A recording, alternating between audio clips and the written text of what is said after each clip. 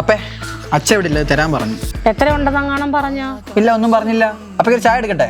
വേണ്ട, ഞാൻ പോട്ടെ. നിന്നോട് ഞാൻ എത്ര വട്ടം പറഞ്ഞാ നമുക്ക് വേറെ വീടെടുത്ത് മാറാന്ന്?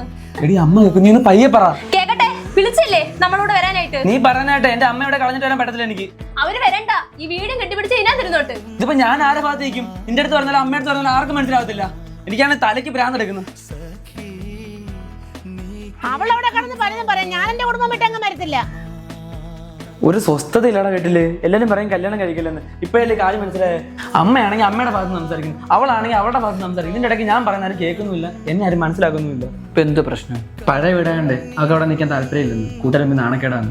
അമ്മയ്ക്കാണെങ്കിൽ അവിടെ പോകാനൊന്നുമില്ല. എടാ എനിക്ക് ഇത്ര മാത്രമേ ഉള്ളൂ. എന്റെ അവസ്ഥയൊന്ന് മനസ്സിലാക്കാൻ ശ്രമിക്കുക. അവിടെ തിരാന്ന് പ്രശ്നമുള്ളൂ.